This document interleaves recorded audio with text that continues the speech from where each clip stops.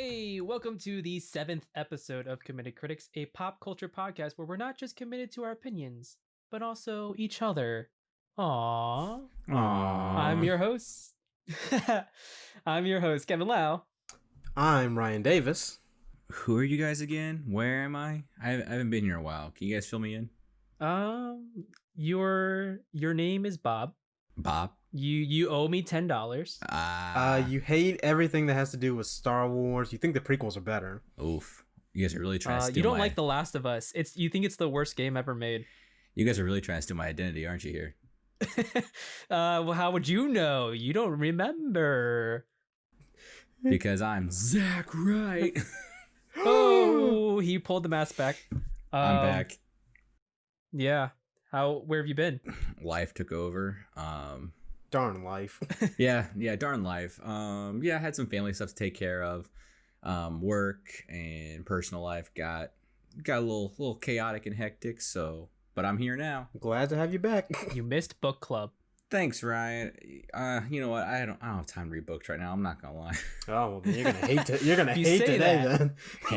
You're gonna hate this episode. I mean, hey, your name Bob. You're gonna love this episode and what we have for you at the end. Speaking of books, now that you're calling me Bob with amnesia, I think back to the Percy Jackson series, the sequel series. Ryan, you know what I'm talking about. Yeah, I know exactly what you're talking about. Bob the Titan. Oh yeah. Tell the stars that Bob said hi. Hi. R.I.P. Bob, he ain't dead. He's just stuck in Tartarus. What a reference. Anyway, Anyways, what have you been up to, Kevin? Okay, what I've been up to, I have, unlike you, Zach, I have been reading. Mm-hmm. Thank you very much. I've actually went through a few books this. Ooh, Shade Throne. Went through a few books actually this past couple weeks. I read. So, do you guys know the Game Grumps at all? Yeah, I do not. Yeah. You do not? Okay. Well, the Game Grumps, they make Let's Plays. I like watching them every now and then for like more of the comedy that they do. Very good. They're very good at improv. Mm-hmm. But they wrote a book recently called Ghost Hunter Adventure Club, The Secret of the Grand Chateau. It is a parody of the Hardy Boys and Nancy Drew type books. Okay. I thought it was just okay. I was kind of excited for that. Yeah. Damn. Yeah. You started off so excited. Like, you started off like, they made this whole book. It was okay. And I was like, yeah, huh? I was like, okay, I can. If this is the pitch, I'm kind of going for it. And you're like, it's okay. I'm like, oh, this isn't the pitch, is it? Yeah, no, it's the review. Darn. So yeah, basically, it's kind of like the Princess Bride novel, where the quote unquote author is a character that inserts themselves into the story. They're like, "Hi, my name is Dr. Cecil, and I'm writing this story for you young kids. I usually write adult novels." Those parts where the author inserts himself are really great. Unfortunately, it only happens twice. Oh no. Interesting. Yeah. At least with the Princess Bride, it happens like pretty much every chapter. Like the author interrupts a few times. That's a whole discussion. You don't want my thoughts on the Princess Bride. Did you read it? I've not read the book. I've seen the movie. Okay.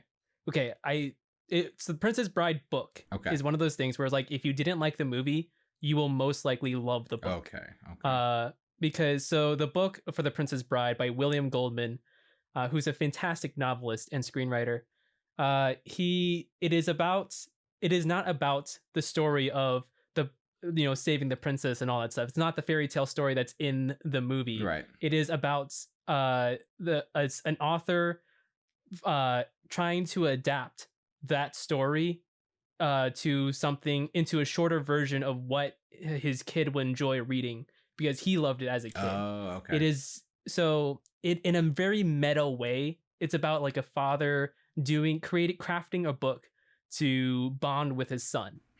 Interesting. Yeah. So basically, like the original Princess Bride is like 1,000+ pages and really dry, really boring. So this quote unquote author is trying to adapt it to be like 300 pages with all the interesting stuff put together. And he's just always inserting little notes here and there. Is like, yeah, I had to skip like 200 pages because it was just going over how green the grass was or something like that. It's a lot funnier than I make it sound. Okay.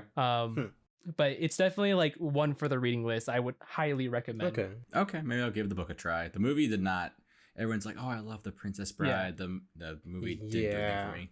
I didn't really Same. care too much when I first saw the movie either. But I feel like the movie is essentially the extension of the joke that the novel builds up. Okay. Yeah, there's an updated edition of the novel too that talks about the quote unquote author and the process of making the movie. And it's really funny. Okay. Cool. Stephen King gets involved. Speaking of Stephen King, a little bit of a segue. I read Horrid by Katrina Lino, which also came out a couple weeks ago as of recording this. And that one has a really strong Stephen King vibes. Katrina Lino is an independent author I've been following since basically her first book, Half-Life of Molly Pierce. And I really like her prose and style. She writes young adult fiction. She started off with like a psychological thriller. She kind of delved into young adult romance for a little bit, and that was kind of like, it's okay. But then lately she's been getting into young adult horror, and that's really good. Because when I first started reading her books, it was like, oh, it's like a Stephen King style, Right? Like this, really close to how Stephen King's prose is. So now she's kind of like found her footing with horror. Anyway, Horror is about a young girl who moves to Maine, the famous state of Stephen King, Right. Where everything bad happens to every protagonist ever. Yes, exactly. But basically, she moves into her house, a new house that they inherited from her grandmother, away from Los Angeles because her father had recently passed away, and she and her mother are just trying to move on from that. But the house is haunted. Ooh, spooky. Ooh. Of course. But really, yeah, of course it's haunted. But really, what it really is about grief and how different ways that people go what's the word? Process deal through it, grief. Yeah, exactly. So it's it's like really strong thematically. And the scares are few and far in between, but those get pretty creepy, especially towards the end when the twist comes in. Okay. But if you're looking for a horror novel that's not too spooky but also really good, highly recommend Horrid by Katrina Lino. Cool. If you want something spookier by her, You Must Not Miss is also fantastic and honestly a perfect 5 out of 5. Horrid, it's a little slow in some areas. I give it a 4 out of 5. So what kind of Stephen King vibes does it give off? Like, which of his books is it like, or is it similar to? Yeah. The Shining. It is most like The Shining. Okay, cool. Okay. Yeah. And then based on Ryan's recommendation, I started reading The Mysterious Benedict Society by Trenton Lee Stewart. Woohoo. Ryan, guess what? Uh-oh. You don't like it, do you? I think it's just okay. I figured as much. Kevin's Just Okay is more heartbreaking than it being like it's bad or it's good. It's like, oh, it's like when a parent's like, I'm not mad, I'm disappointed. Yeah. That's Kevin when he says okay reviews. Yeah. Well, okay, so I'm about 163 pages, I think, roughly around there. I say roughly that, but I gave a specific number. So it started off pretty interesting. You have like the drama of like the kid, the main character, going through these tests so he can it's like, oh, I want to be done like living at this orphanage. I want to become something better. Then he passes these tests, and then the narrative kind of slows down, and then it's like, you're gonna be spies, and we need kids to do this because the world might be in danger because of these subliminal messages that people have been putting in television.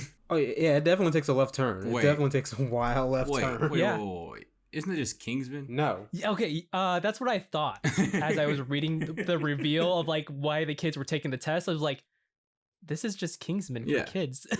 Came out before Kingsman though. He came out before Kingsman. I don't know. I have to look up when the Kingsman comics came out. I don't know the year. I'll talk more about the Mysterious Benedict Society when I finish it. Right now, keep going. I'm sorry. Go ahead.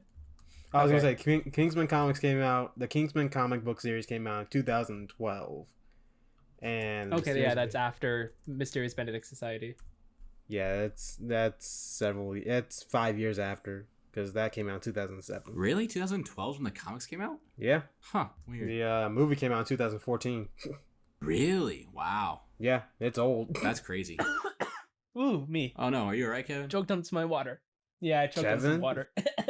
He can't multitask. Kevin's- He is just so. Kevin, are you gonna drown on land? He is just so underwhelmed by man. this book series. Yeah, so underwhelmed I choked on water just to get out of it.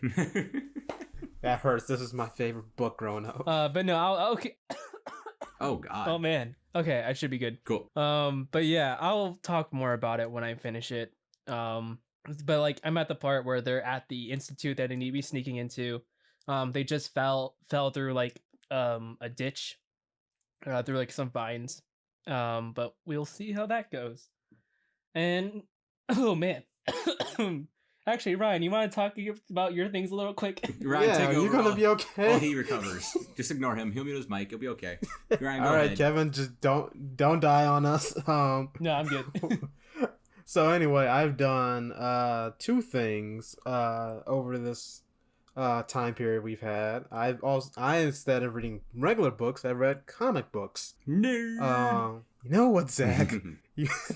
Comic books are mainstream, No. Zach. You know what? Yeah. Whenever we get to my thing, like you guys can both go nerd. Oh yeah, I'm definitely gonna go nerd. But You love it. You can, right? Or Kevin can.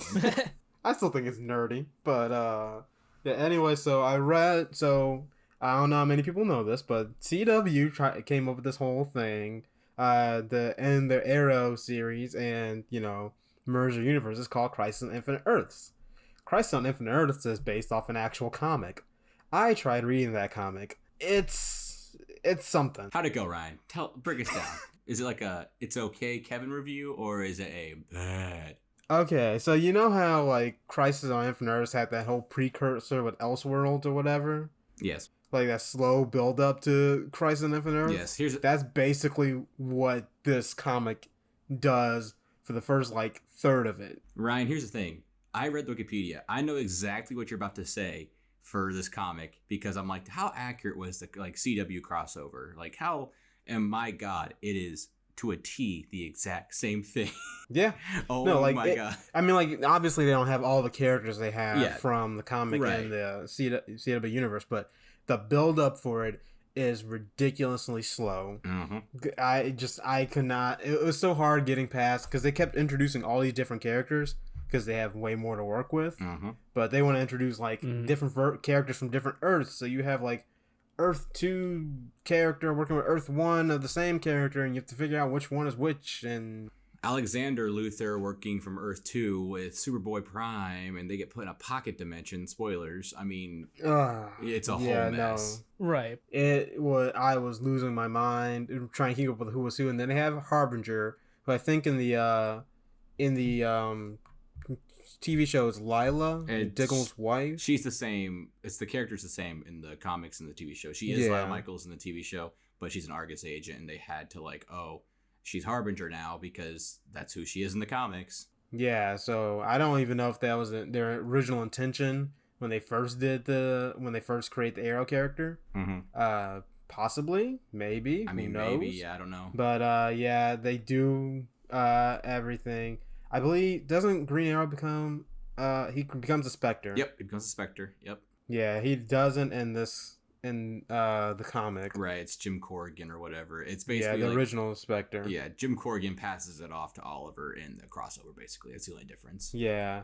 And also like okay, I will say the Anti-Monitor and the Monitor's look in the comic are completely different from the one in the show. Oh my God. I will Yes. say the guy at the sideburns right, but that's about it with the Monitor. No, you mean mutton chops, man. Those are mutton Oh, yeah, mutton chops.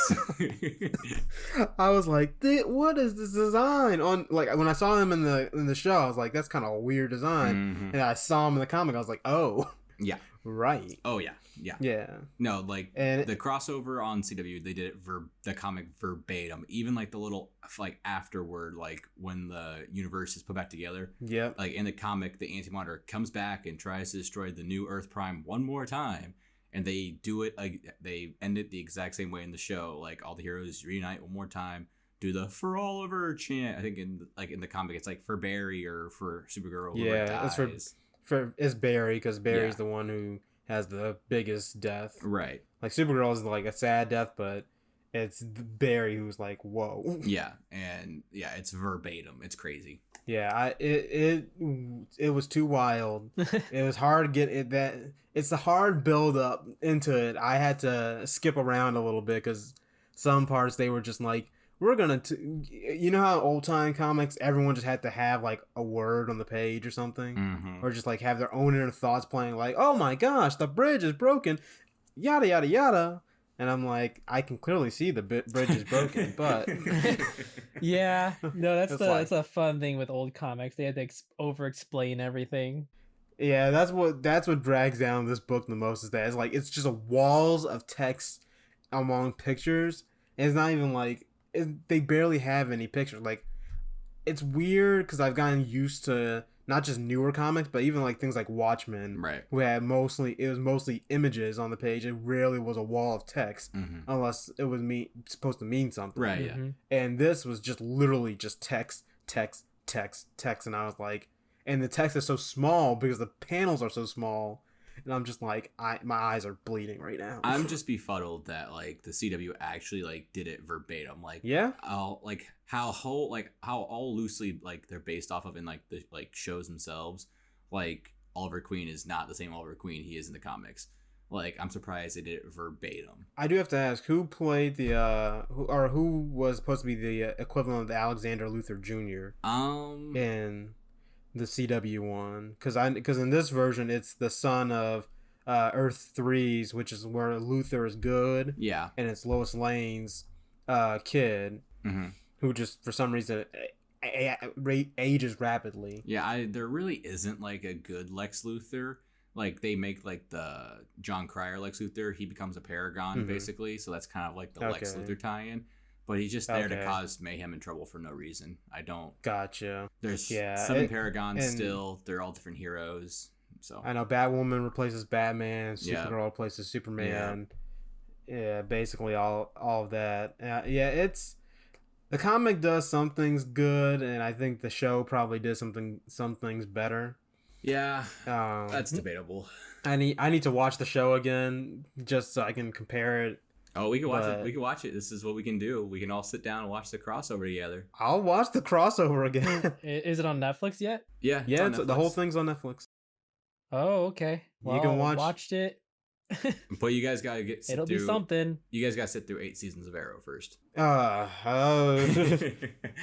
Nah, I'm just gonna watch the crossover. Gonna go straight into it. I got through 6 seasons of Arrow, roughly. I got through 4. Well, not even 4 actually. I stopped in the beginning of 4. Oof, yeah, Yeah, that that's makes fair. sense. That That's makes sense, honestly yeah. fair. 3 was already bad enough. Honestly, I thought about rewatching the first 2 seasons. So, I but respect that. And the other thing I read that I kind of want to touch on is I read Deceased and its spinoff, Deceased Unkillables. I think I've talked a little bit about Deceased before, but it's it's basically the DC's version of a zombie apocalypse, where the entire world ends because of a virus that's transmitted to people through technology. And that It is just DC's response to Marvel Zombies. I thought you were basically- gonna say through aerosols. I'm like, wow, that's pretty on the nose for our current times. Nope, they do it through technology, which I think is even more dangerous because it's like if you're looking at any screen that's hooked up to the internet, that's how the virus just transmits into you, Mhm. and from there you can. It's like 1984. It's terrifying because I'm like, as much technology as we have, like everything's hooked up to the internet. Unless you're like living out in the middle of nowhere, you're pretty much like screwed. Like there's that one point where like some of the superheroes, like they're on a camping trip, and one of them happens to be like, I want technology, I hate being in the outdoors, and looks at their phone and turns into a zombie. Nice. And I'm just like, dang it. And it's like some heroes you like think, oh well, they don't use technology. Like Superman, he uses the X-ray vision so he doesn't have to look at any screens. Right. would think Batman would be safe from it because he lives in a cave. Batman looks like screens all the time. Yeah, Batman's screwed. Oh yeah, no, he gets screwed, but not the way you think he does. He has the Batnet. What are you talking about? He doesn't the internet. He has the Batnet. The Bat computer. And then like some of the heroes, like the deaths in this thing is brutal. It does have some of the heroes do have their shining moments.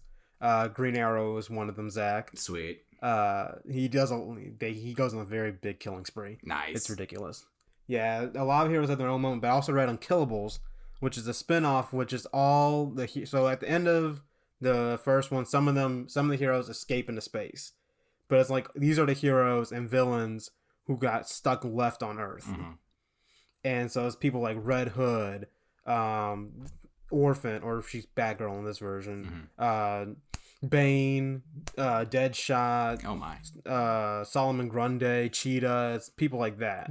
So it's like basically the Suicide Squad. Why did you say Solomon Grundy like Forrest Gump? Grundy. Grundy.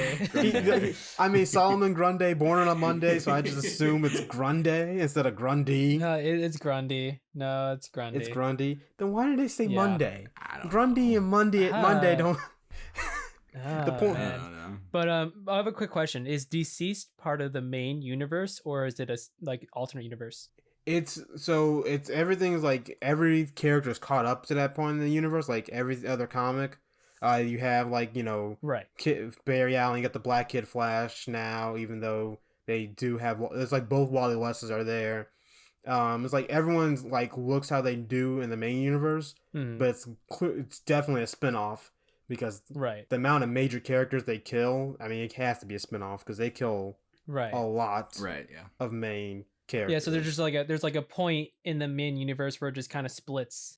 Yeah, basically, and smart. I mean, it's just because if they had done this in the main universe, there was no coming back from it. Like they did a slight zombie apocalypse thing with Drowned Earth. That one is where Atlantean gods or fish gods or aliens or I don't know. They're fish from another. They're fish people, and they drop poison water on the earth, and the water touches you, you turn into a fish man and try going to psychotic rage. Hey, it's like a Doctor Who episode, Water from Mars. Ooh, it was weird. It was weird because it's like the only people who can stop this is Aquaman, Mira, and the only other people who are alive are Superman, Flash, who's half fish now because his legs touch the water, and I can't even remember who else was alive after that. Batman was stuck in the Hall of Justice, and all of his arms and legs are broken. Oh God. Cool. Rip. Yeah, so I was just like, this is the weirdest, stupidest comic I've ever read in my life. But go off. But no, Deceased is much better. Unkillables is much more violent because they have, villains who are not afraid to kill compared to the heroes. Like Deathstroke, literally they have him do that famous picture where the men are like holding the flag up. I think it's World War II. Iwo Jima? Yeah. Huh? Iwo Jima? Yeah.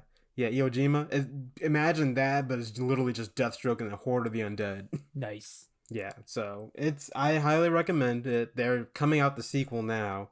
I think it's like Deceased When Hope Failed or something like that. But it's basically the people from like who left, the people who survived and went off to space. Oh, it's called Deceased Dead Planet. Okay. Hope World's End is a different thing. But Dead Planet is where all the people from space come back to try and figure out how to save the Earth again. Even though, I mean, the Earth is screwed, and the major... Yeah, they're really killing it with those titles, though. Oh, yeah, no, it's really good. Like, it's depressing, but... The titles, like, the titles themselves, like Deceased and Deceased Unkillables and Dead Planet, like, that's actually some pretty good titles. I like their, they sound badass, yeah. They have some variant art where they take, like, horror movies but make them, like, deceased. Like one of them was like Deceased, but it's like a It thing, so it has like zombie Joker handing a balloon to Jason Todd, and I'm like, that's pretty good. That's cool. Yeah, but that's cool as hell. I highly recommend it. Cool. But Zach, go on to you. All right. Well, I haven't gotten that far in it, but someone for my birthday, or Christmas, one of the two. It was birthday. One of no, the it was two. Christmas. Ryan got me the whole Kingdom Hearts collection. Nice. So now I'm indebted to play it for him. And let me tell you. What'd you think of the coconut tree? Ryan, Kevin, the coconut tree, I had to Google to find the last coconut. And if that gives you any indication of how I feel about this game, I am very frustrated. So All I remember is how I was with the coconut tree. I wish I had seen the coconut tree.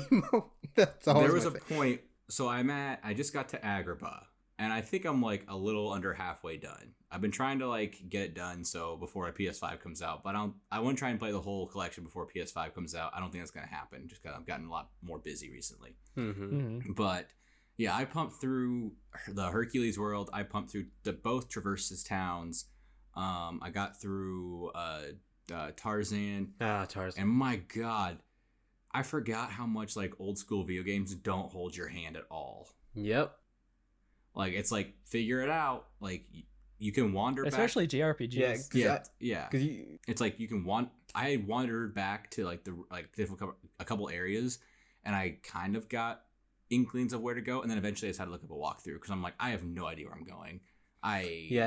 Deep Jungle is like that. Yeah, I'm like, I have no idea where I'm going. It's not even like there's no like rhyme or rhythm to it. It doesn't make sense like to what areas you have to go to figure it out. Like you go from like the bamboo thickets all the way back to the treehouse, and then you gotta go back to like the cliff, and then you just go all over the place. And I'm like, why? It's not like nice and fleshed out. You just gotta kind of figure it out on your own and hope you stumble across it. Yeah, Zach, I remember you messaged me like, is there a map? And I'm like, no, that doesn't come in until the second game because people were There's no about map. There's no compass. I just got health bars. Thank God. Yeah, if you didn't have health bars, I don't know. And I laugh because one of the abilities you have to get is to get a health bar to see your enemy's health bar. And I'm like, so if you turn that off, you're just like, well, like beat it until it's dead. And I swear to God, I'd rather just like not have companions. Cause I only like Goofy. Goofy's the only one I like because he at least like kills himself while attacking another enemy. You and everyone else. Like Donald doesn't do a thing. Tarzan kind of did stuff. Tarzan had the like audacity to throw 2 potions at me once, and that was nice. But that's about it. But Donald doesn't do a thing. It's not even like he attacks when he's not supposed to. He just sits there and just takes hits. I'm like, why? Why are you Zach, I can finally send you all the memes about hating Donald Duck in Kingdom Hearts. Like when you told me that before, and I just thought it was gonna be like, like, oh, he's not healing when he needs to. No, he is useless. He does nothing. Oh my God. But yeah, so that's what I've been struggling with. I think they tried to make him like that in every single game. It's like a meme now. Yeah, like the third game, he's a little bit more helpful. Yeah. But like just a little bit. But like the first game and even the second game, he's still useless. So Ryan, after I finish Kingdom Hearts 1, which one do I play next? Chain of Memories. Because if you go to and then Kingdom Hearts 2. You have Kingdom Hearts 2. Okay. Then you watch 350 and a half days because it answers some questions about Kingdom Hearts 2. Okay, cool. There's a nice video assignment for this game. Yeah, it's just a movie essentially. It's like an hour and a half or so. Okay. And then it's after that it's Birth by Sleep, which is the prequel game. Okay. Which will tie in, that becomes a huge thing. You can watch Recoded. Apparently it has some elements, but like honestly, it's worthless. All right, so I'm going to speed through all these games, watch the movie at 2 times speed, and try and beat this before November 12th. Oh, yeah, no, yeah. And Dream Drop Distance is easy. Okay. That shouldn't take you long. It's basically Kingdom Hearts with Pokemon. Oh, God, okay. But yeah, turn-based Kingdom Hearts, that sounds worse. Oh, yeah, no, you're going to hate Chain of Memories. If you think you hate 1 right now, Chain of Memories is going to make you want to cry. Put it on easy difficulty and just breeze through it. I'm pretty sure I'm on easy right now. I think I'm on normal. That's a lie. I'm pretty sure I'm on normal right now. Well, I remember you're on normal, and then you chose the sword and got rid of what? The shield or the staff? The staff. Yeah, that you screwed yourself over. You did this to yourself, man. Yeah. It's not even you don't ever... Never boost your attack power. Always boost your magic and defense. Yep. I mean, fair, yeah. But like... I haven't like run into that issue yet, It's just been like, I mean, that might be like the boss battle issue, but like, it's just like navigation. That's my issue. Yeah, Traverse Town, Deep Jungle.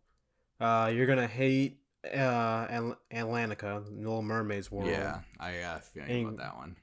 And you're gonna hate the final world because the final world is the biggest of them all. Is it Disney World? Unfortunately, no. It's basically, well, I mean, it has a giant castle, but it looks like Disney World. If Disney World was depressing. So Disneyland. Yeah, yes. Rip. That's some Disney World elitist. That's me loving the parks coming out for a minute right there and throwing some shade on Disneyland. I mean, I've never been to Disneyland. I went to Disney World once in my life, and I still haven't been to Animal Kingdom. I have been to Disneyland once, but I've never been to Disney World. So, but you're missing some. You're not missing much. I'm sure I'm missing some, but I'm also not a big Disney guy. So that's true. Yeah. That's fair. That's 100% fair. But yeah, besides Kingdom Hearts, I really have been up to much. Been playing a lot of Among Us, I mean, yeah, whenever I have time. When I was procrastinating, my friends were like, you want to play? I'm like, yeah, sure, I'll play. And then we rage until I got Jordan to play it. Jordan really likes it. She plays it every night. Yeah, you guys got addicted to that. Yeah, she plays it more than I do, honestly. I play it with friends and nothing else because I don't like randoms. Yeah, she plays with randoms. I just played it tonight for the first time with a couple randoms, and that was about it. I usually wait for friends to cut on, but right now I'm busy with work and stuff, so I'll have little time. And it's Jordan's birthday week, so on Friday, it's her birthday, so I got to get stuff ready for that. Well, happy birthday to audio engineer Jordan. Yep, happy birthday. Happy birthday. So, I have been informed that you two have a pitch for me. We do. Yes. Crack knuckles. All right, so Ryan, do you want to start with the pitch, or do you want me to start with it? Real quick, we are at 30 minutes, about 31-ish minutes. You each have 5 minutes to give me your own pitch. All right. I will time it. You both have 5 minutes to give me a pitch, and then so 5, 5, and 5 to like Ryan goes Man, I only need 3. Oh, okay. You got badass over here. Oh man, look at me and my elevator pitch skills. So Kevin, you'll go first. Ryan, then you'll go, and I'll give my thoughts and your pitches and my verdict. Sound good? All right. Works for me. Sounds good. All right, Kevin. In 3, 2, 1, go. Hey Zach, do you like mysteries? Depends. Yes. Do you like good characters? I do like good characters. Do you like interesting magic systems? Depends on. Keep going. I'll let that one slide.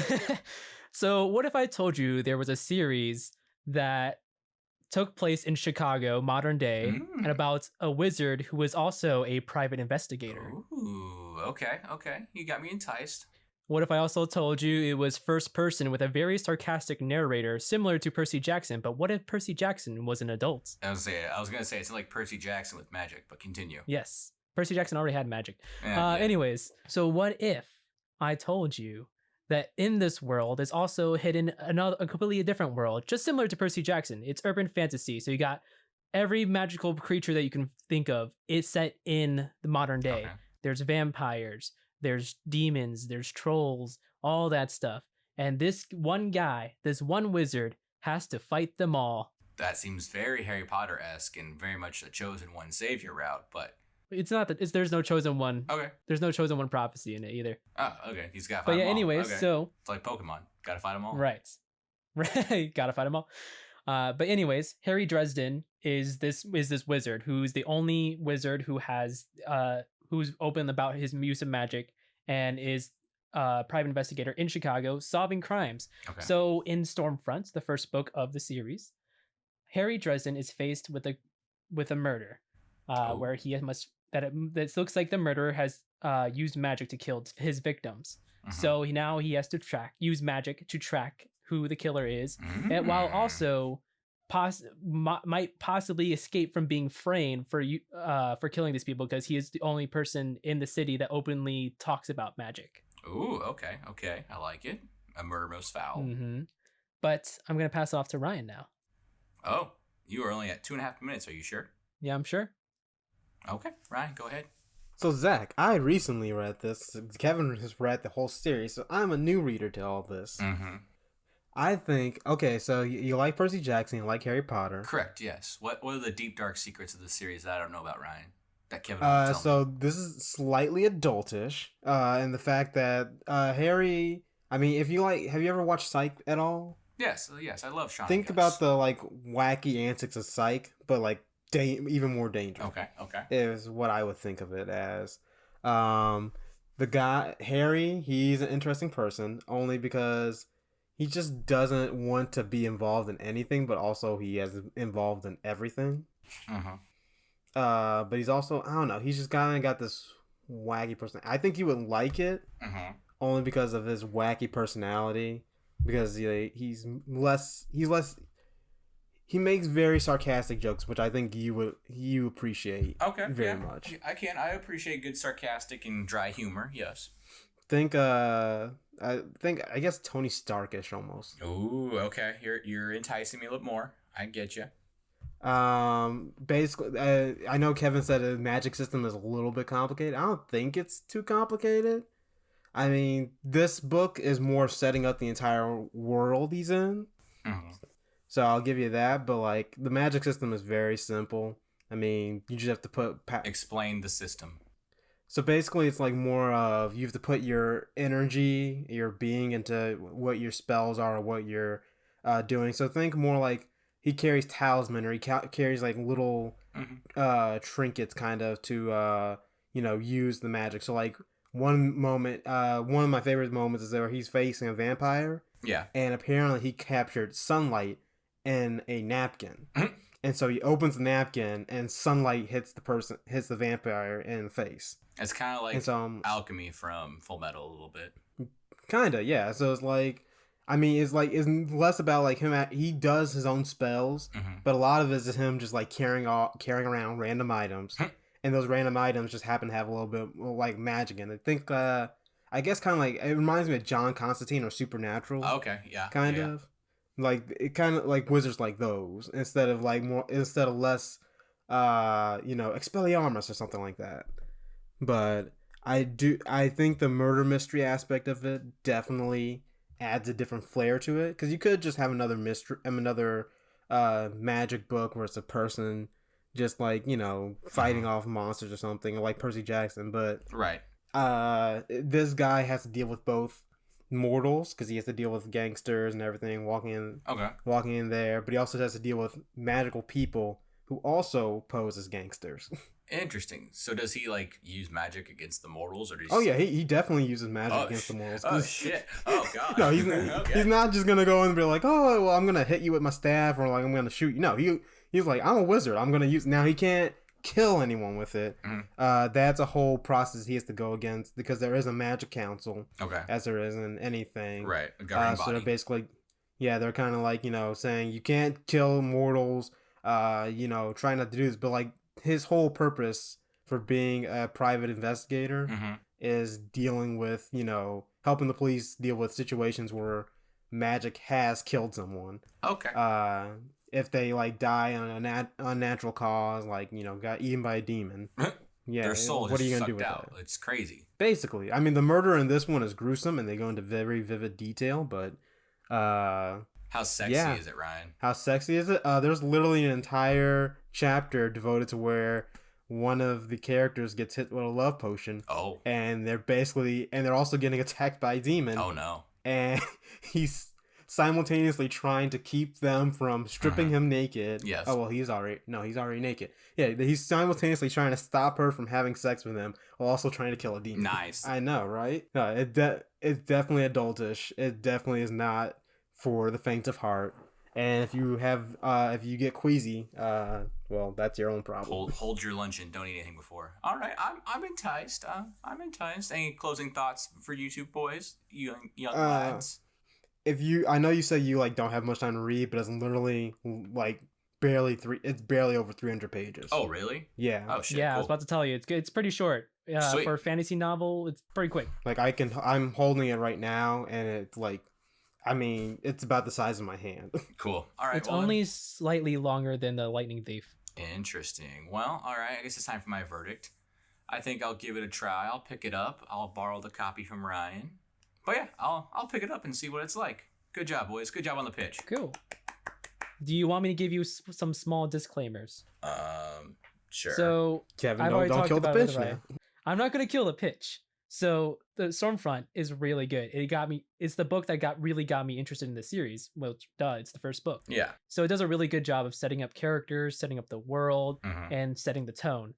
I will tell you right now that if you didn't care for it, it only gets better from there. Okay. Each book consecutively is better than the last, to the point where the first book, Stormfront, is actually the worst in the series. Only because wow. it is, yeah, only because it's a little on the simple side. But but it's still good. It's still a Right, good yeah, read. yeah. Okay, yeah. I'll give it a try, boys. Good job on the pits. I'm proud of you guys. Good job on the pitch. I feel like we could have done better, Ryan. I think should so. prep better. No. It was fine. You guys did. I'm proud of you. Good job, boys. Hey Ryan, you want to know what the second book is about? Sure. Werewolves. Hot. Ooh. Twilight. No. Thank God. But there's also like a lot of people don't really like the earlier books because of the sexism that's also prevalent in mystery fiction. Right, yeah. It's not as bad as I think people make it out to be, but it is still kind of like some of it here and there gonna be like, okay, that's a little odd. But the series, but the series does mature as it goes on. That's as good. where Jim Butcher, the writer, you can see how Jim Butcher, the author, matures as a person, and how that translates to also Carrie's character maturing through the series as well. Awesome. Yeah, I kind of see where you mean, where there's a little sexism in the early book. Yeah. But on that note, it looks like we are out of time. Aww. Yeah. Ripperoni. Any closing thoughts from you guys? I will definitely pick up the book from Ryan sometime this week. I don't know if I'll get to it, be able to finish it by next podcast, but in the future I'll give my review of this book. Closing thoughts, Ryan? Read Doomsday Clock. Read Doomsday Clock. I will try to read that before we record the next meeting. And like Mysterious Benedict Society. I also tell myself to like Be it. more open, Kevin. Come on. Like Last of Us also. Hey man, I'm gonna finish the book. Can I get an okay? Can I get a good instead of an okay? I can accept a good. An okay just hurts. So far I give it a 3 and a 3 out of 5. So it's still good. I would still call That's it a good book. That's failing. But in the world of rankings of movies and books, 3 out of 5 is good. 3 out of 5 is a 60%. That's failing. No, you're comparing it to grade. It's different. I know. I'm just kidding. That's all I can get from Kevin. A 3 out of 5 is good from Kevin. That's fair. That's fair. Yes. Then if I give it 2 out of 5, then that's bad. That's the bad situation. All right, Kevin, take us out. Yeah. So I'll also leave a note for you guys as well. Next session we will talk about the Full Metal Alchemist and the Broken Angel game on PS2. I've only got a few hours in it so far, but we'll go on, and we will talk about more of Avatar and Full Metal Alchemist Brotherhood soon. The ball is in Zach's court. I know. I'm sorry. He has to watch more. I'm so sorry. I'm almost done with season 2 of Avatar. You're not done with the whole series yet, bro? No, so I'm pausing a little bit. You let me catch up? Yeah, I'm gonna let you catch up. I was about to say, like, I was like, anime is the ball is in easiest your thing to court, binge Zach. watch, guys. Okay, I'll try. I got some time now. All right. I guess Kingdom Hearts gets put to the side. This is No. You can just watch one episode a day, 20 minutes. That's all it takes. I know. All right. All right, taking us out. This has been Committed Critics. You can listen to us on Podbean, Spotify, and YouTube. You can follow us on Twitter at Committed Crits. That is COMMITTED CRITS. Support us on Patreon, linked in the description.